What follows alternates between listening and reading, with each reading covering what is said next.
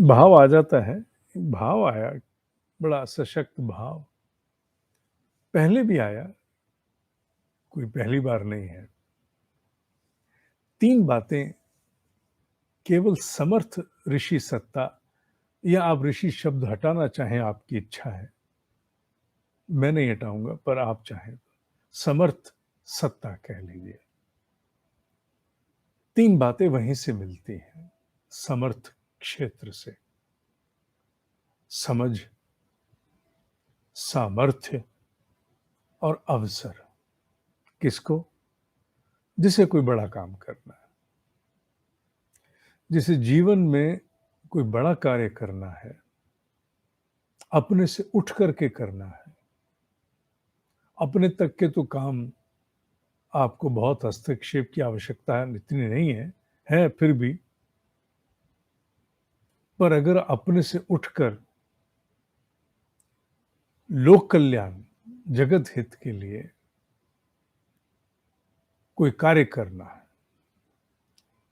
और जब मैं कोई कार्य कहूं तो इसमें कर्म योग का सिद्धांत आ जाता है कि कर्म का तात्पर्य विद प्रॉफिट या विदाउट प्रॉफिट नहीं होता। आप चाहे विद प्रॉफिट करें या विदाउट प्रॉफिट करें, कर्म किस दृष्टि से हो रहा है यह महत्वपूर्ण है। संकीर्ण मनस्थिति से की गई सेवा कर्म बंधन है। पूर्ण समर्पण से किया गया व्यापार कर्म बंधन को खोलेगा, क्षय करेगा। ये कहने के बाद मैं अब और स्पष्ट रूप से कहूंगा कि समझ, सामर्थ्य और अवसर, ये समर्थ क्षेत्र, समर्थ सत्ता के घर से ही प्राप्त होते हैं। विशेष रूप से उन्हें जिन्हें कोई बड़ा कार्य करना है, अपने से उठकर करना है, मनुष्य के बूते का नहीं है। ये मैं अपने अनुभव से कह रहा हूं।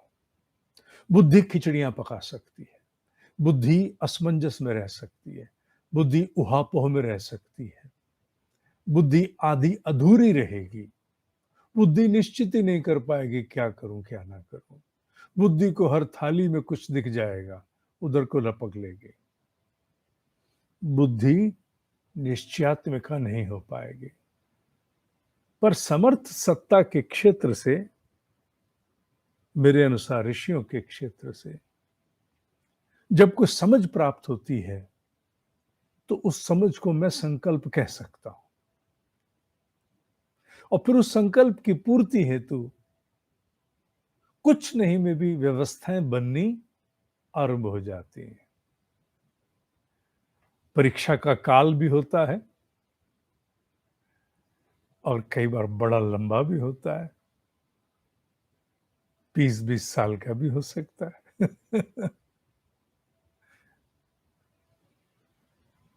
पर एक बात है जो मैं यहां बड़ी स्थापना से कहना चाहता हूं, मेरे जीवन से तो नहीं, ब्रह्म ऋषि के जीवन से कहता हूं। किसी व्यक्ति ने किसी जीवन में संघर्ष किया और उसे उसके जीवन की सफलता बहुत देर बाद मिली, बड़ा लंबा, 20 साल मान लीजिए, थोड़े नहीं होते। तो क्या उसने बहुत खोया?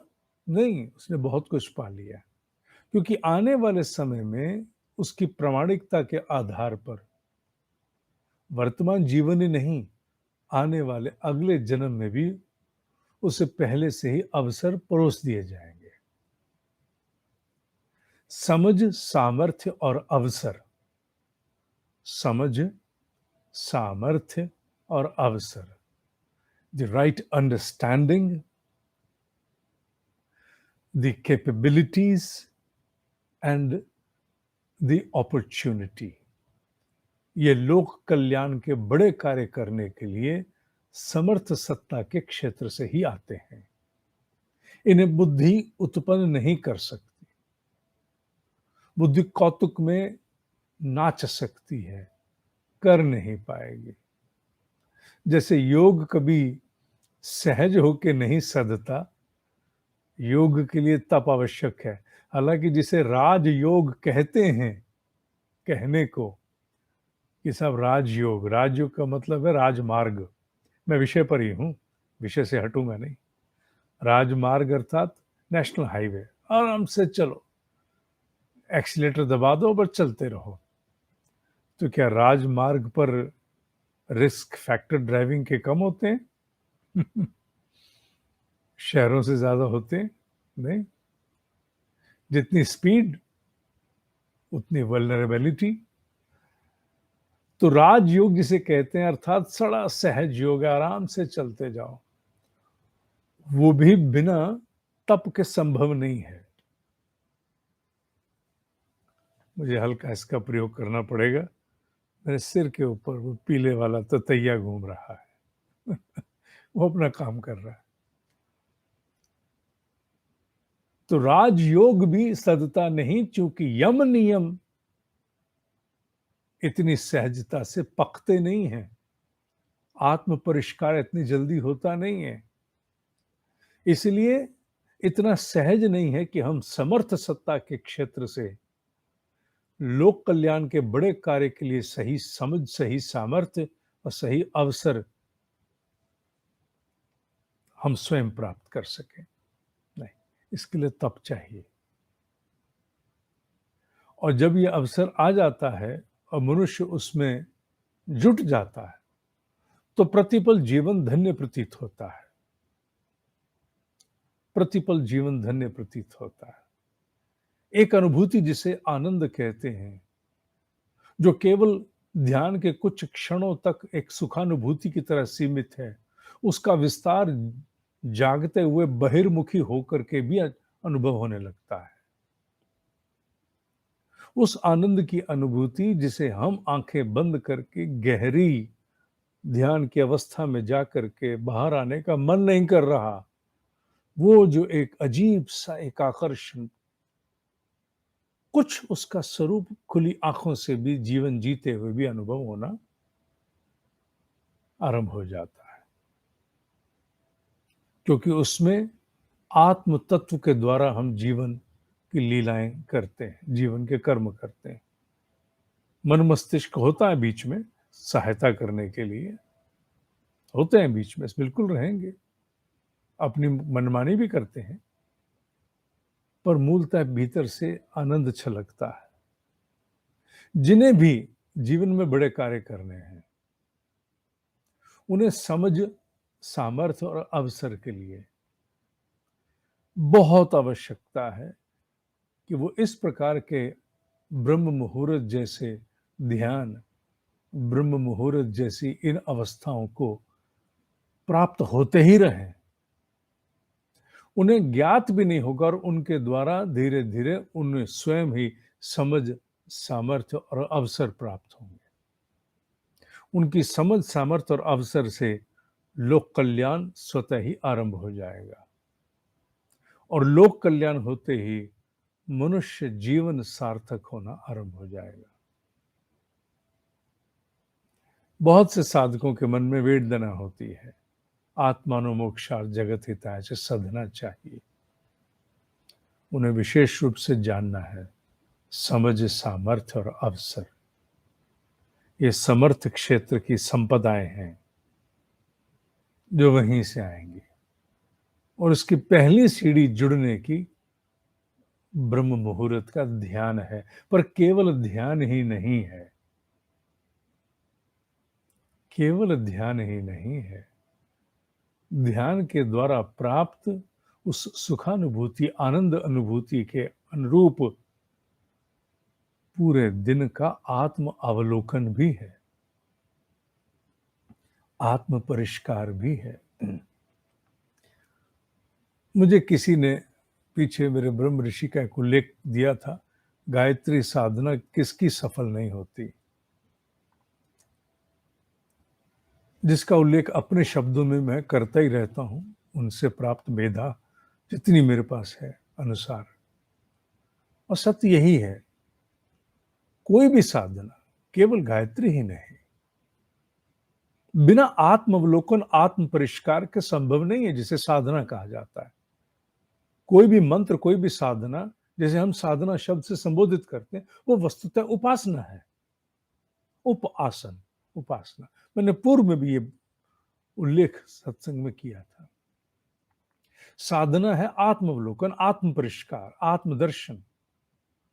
वो साधना है जिसमें कमर टूटती है अपने आप को ही संभालने में, अपने आप को ही बदल पाने में। वो साधना। उसके बाद योग्यता प्राप्त होती है आराधना, अर्थात ईश्वर के विराट खेत की सेवा करने की। तीनों का युग्म जोड़ा, उपासना, साधना, आराधना। बिना आत्म परिष्कार के साधना, जिसे हम साधना कहते हैं, वस्तुतः वो उपासना है।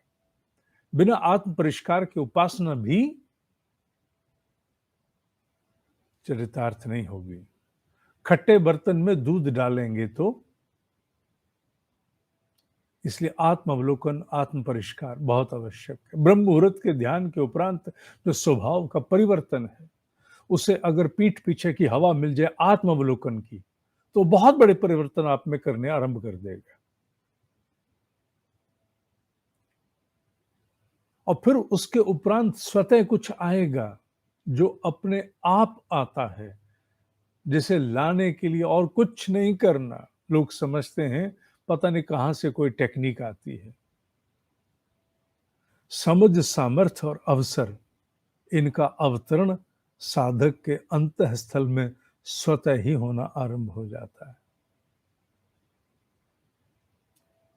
विवेकानंद ने यूं थोड़ी ही कहा,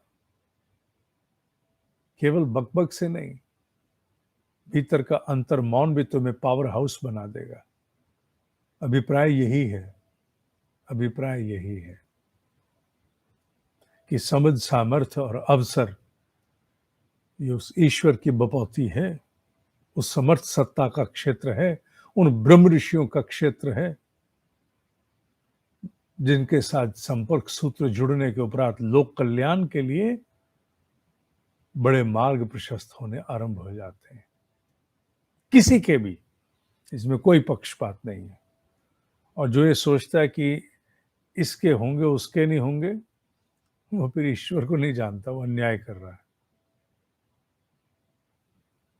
ईश्वर का पक्षपात केवल एक ही बात से है, पात्रता से, एलिजिबिलिटी से, बस। और कुछ ना, और कुछ नहीं। खेल ही एलिजिबिलिटी का है सारा बाबू, खेल ही एलिजिबिलिटी का है, और कुछ नहीं है। ये पात्रता ही सब कुछ है। साधक की पात्रता, जो एलिजिबिलिटी, यही सब कुछ है। इसमें एलिजिबल होते जाओ, समझ, सामर्थ्य और अवसर अवतरित होगा। जिन्हें अविश्वास भी हो रहा हो इस बात को सुन करके, वो प्रयोग करके देखें, और अपने अविश्वास से भर करके प्रयोग करके देखें, अपने आप सामने आ जाएगा।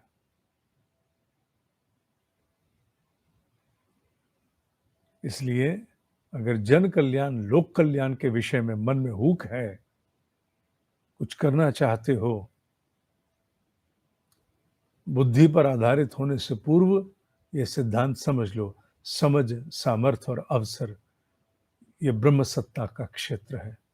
इसके साथ जुड़ने के लिए ब्रह्ममुहूर्त जैसे ध्यान, और उसके उपरांत फिर दिन भर आत्म अवलोकन, आत्म परिष्कार, self correction, self evaluation, self assessment, self appraisal, ये सब करोगे, अपने आप समझ, सामर्थ्य और अवसर आएगी।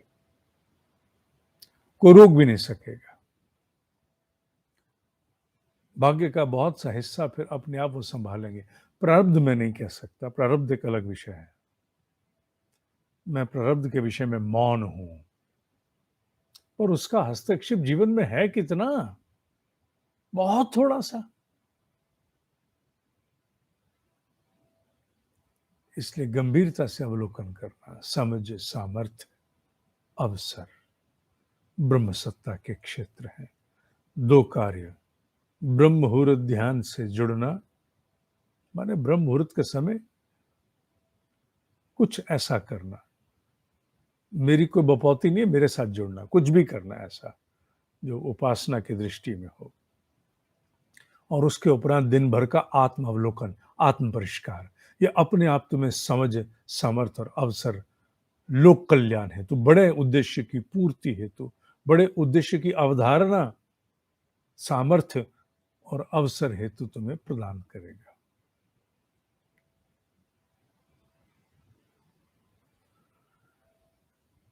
शाम को सत्संग देखते हो, एक साधक बड़ी मेहनत से अब ट्रांसक्रिप्शन करके लेख दे रहा है ब्लॉग में छपने के लिए। पढ़ना, यही भाव दृढ़ भूमि होंगे, यही भाव सुने हुए पढ़ करके दृढ़ भूमि होंगे, दृढ़ भूमि। पहले लिंक मॉनिटरिंग कार्यक्रम के साथियों को व्हाट्सएप से भेजता हूं। ओम ही सत्य है, ओम ही सत्य है, ओम ही सत्य है।